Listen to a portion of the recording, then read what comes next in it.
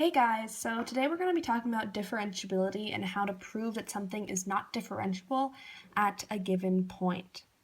So we're really going to just first look at the formal definition of differentiability. So the definition is a function is differentiable at x if its derivative exists at x and is differentiable on an open interval at every point on the interval. So what does that really mean? And how is that going to help us prove that something's not differentiable? Well, first we're going to look at what it means to have a derivative. So the derivative is the slope of the tangent at point x. So if we look at our little graph here of the function f of x, we have our function and then we have point x. And the tangent line is the line that touches once at point x on the function, and the derivative is its slope, or the change in y over the change in x, of this function at point x. So it's this instantaneous change right here at point x. Okay, so great, we know what a derivative is, but how is that going to help us prove that something's not differentiable? Well, if we go back to our formal definition, we'll remember that something is not differentiable if the derivative does not exist. So if we look at our cases when a function isn't differentiable, it'll be pretty easy to see how that derivative comes into play. First of all, there's holes or discontinuities in your graph.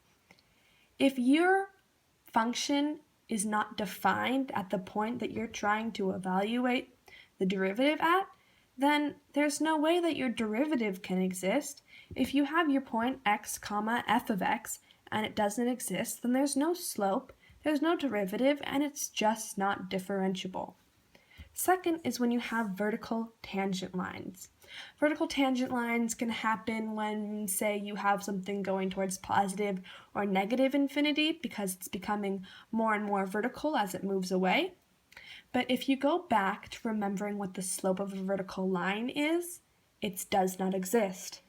And your slope is your derivative, so if your slope doesn't exist, then your derivative doesn't exist, and it's just not differentiable. Finally is when you have sharp corners. This sometimes occurs when you have absolute values. So let's take a look at this. On your absolute value graph, you have a negative slope coming from the left-hand side and a positive slope coming from your right-hand side, and they're not matching up at the point you're trying to evaluate at. Therefore, the slope just does not work out and it's not differentiable. Hey, so here I've put together a piecewise function so that you can look through and for yourself try and figure out which points are not differentiable based on the situations that we've talked about earlier. So go ahead and pause the video right now. Okay, so here are the points that you may have written down as not differentiable.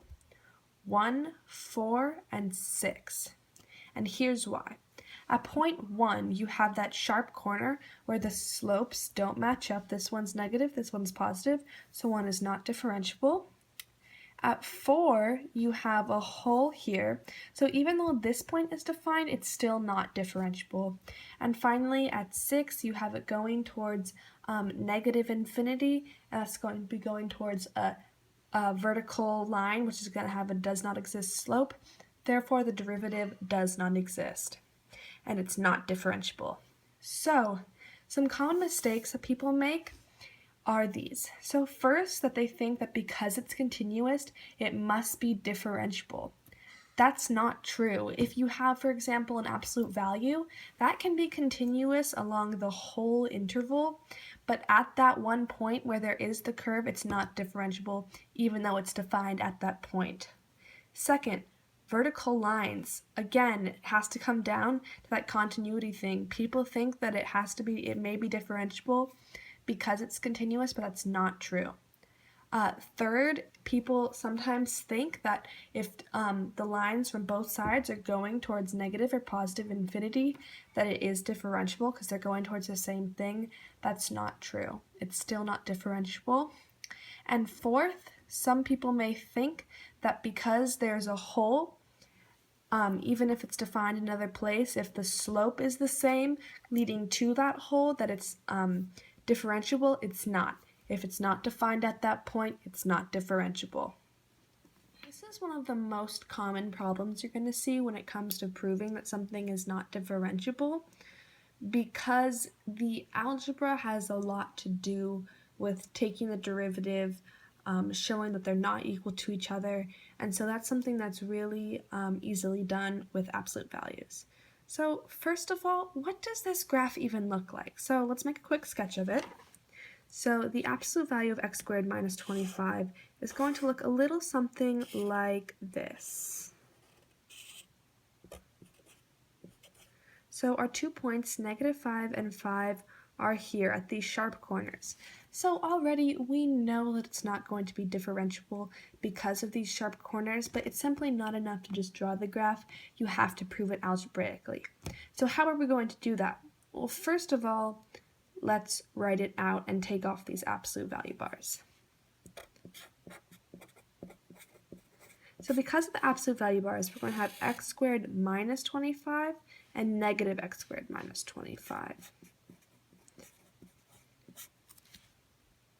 So already what you're going to do is you're going to take the derivative and then you're going to plug in your points to show that it's not differentiable. So here's what I've done. This is the left-hand side because you have the negative. It's coming from the left-hand side of the function. And this is your right-hand side because it's coming from the right of the function.